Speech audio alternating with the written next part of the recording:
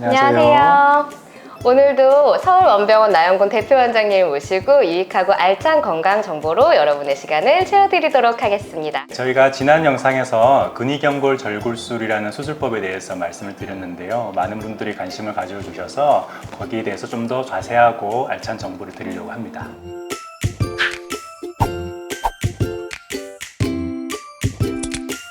네, 지난 시간에 저희가 이제 다리 모양을 하지 축에 따라서 세 가지로 분류를 했고요. 일자 다리와 그다음 오다리, X다리 이렇게 나누는데 오늘 저희가 말씀드릴 근위경골 절골술은 하지 축이 무릎의 안쪽을 통과하는 내반 변형, 즉 오다리인 환자에 대해서 사용하는 수술법입니다.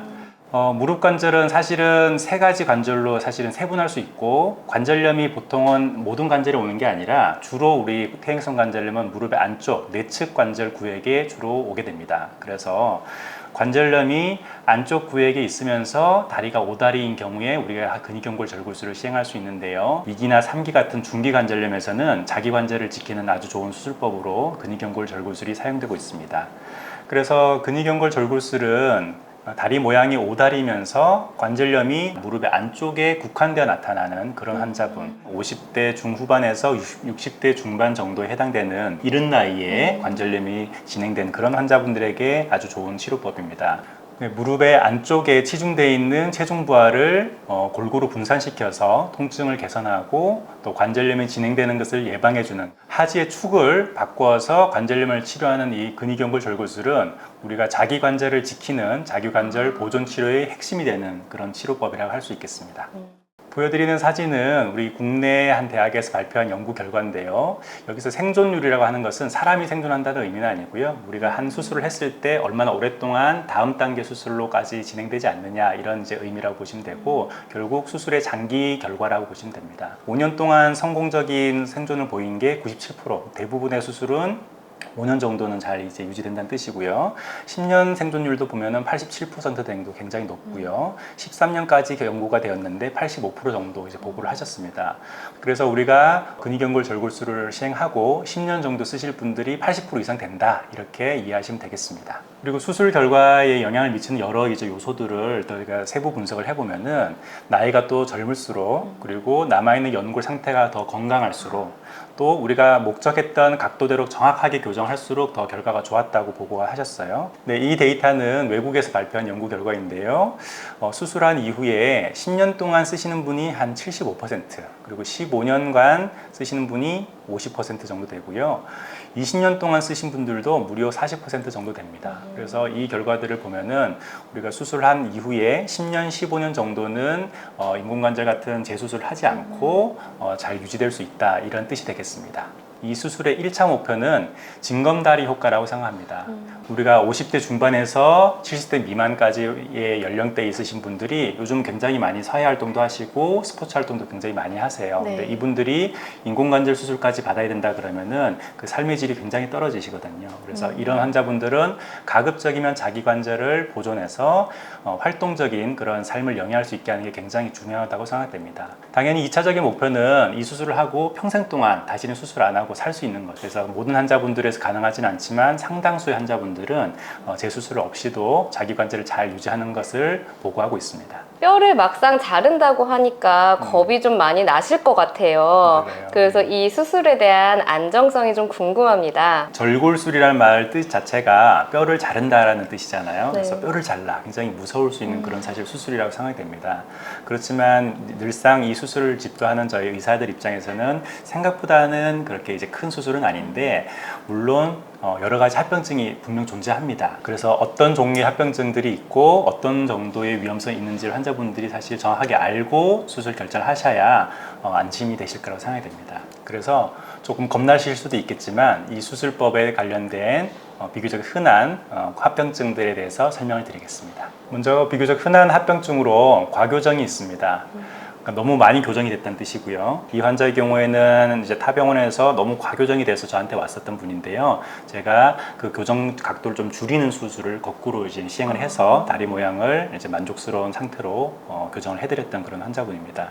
수술 과정에서 의사들이 가장 걱정하는 합병증은 사실 혈관과 신경 손상입니다. 우리가 종아리뼈에 절골을 하는 부위 바로 뒤쪽으로는 주요한 혈관과 신경이 지나가는데요. 근데 이게 작은 혈관과 작은 신경이 아니기 때문에 그게 손상됐을 때는 굉장한 후유증을 남길 수 있거든요. 제일 왼쪽 사진을 보면은 뼈랑 뒤에 검정색 혈관 이 거리가 굉장히 가까운 거 볼 수 있습니다. 그래서 이 혈관을 잘 보호하면서 수술을 해야 되는데 자칫 잘못하면은 가운데 그림처럼 혈관을 손상을 줄 수 있습니다. 제일 마지막 그림 같은 경우에는 혈관 손상이 뒤늦게 발견돼서 굉장히 큰 동맥류를 만든 그런 형태로 발견된 경우도 보고가 되고 있습니다.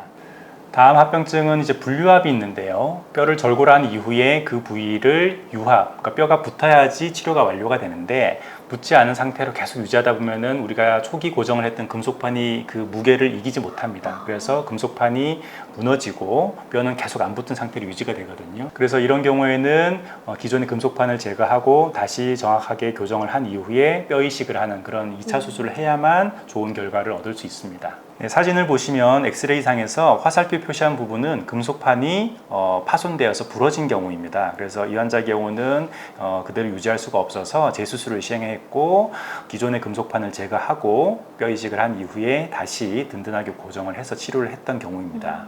또 수술 후에 환자분들이 흔히 호소하는 증상 중 하나가 무릎 바깥쪽에 감각이 없다, 먹먹하다, 혹은 남의살 같다 이런 이제 증상을 호소하시는데요. 피부 감각이 저하되는 이제 신경 손상 증상입니다. 이 신경은 피부 감각을 담당하는 신경이 손상되기 때문에 그런데 우리가 수술하는 부위에 절개를 가하잖아요. 절개를 가하면은 그것을 지나는 피부 감각 신경이 대개는 이제 손상이 됩니다. 그래서 약 50% 이상 환자분들은 이런 증상을 경험하게 되고요. 수술하고 수개월이 경과되면은 조금씩 그 감각은 좀 돌아오는 경향을 보이시고요. 많은 경우 신경 쓰이지 않는 정도, 만져보면은 차이를 느끼지만 일상생활에서는 크게 신경 쓰이지 않는 정도까지는 보통 회복이 되십니다. 종아리뼈를 늘린다고 하셨는데요. 그럼 다리 길이가 늘어나나요? 네, 조금 늘어납니다.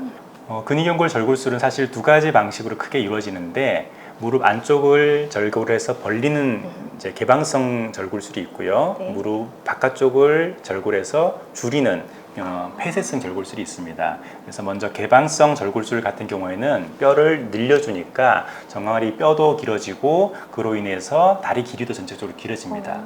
또 하나는 우리가 오다리 상태였던 것이 펴지기 때문에 그걸로 인한 이제 다리 길이 이제 증가 효과도 있거든요. 그래서 보통 한쪽만 수술했다 그러면은 수술 전보다 다리 길이가 늘어나기 때문에 환자분들이 처음에 그것을 인지를 하세요. 그래서 양쪽 균형이 안 맞다 그러면은 좀 불편합니다. 이렇게 말씀을 하시게 되는 원인이 됩니다. 지금 보시는 그림은 실제 연구 결과인데요. 종아리뼈 길이가 약 5.6mm 정도 증가했고 다리 전체 길이는 8.5mm 정도 증가하는 걸 보고하였습니다. 그리고 한 70% 환자 정도는 다리 길이 차이가 난다 이렇게 인지를 하시고 한 37% 정도는 그로 인해서 좀 불편하다 이런 호소를 하셨다고 해요.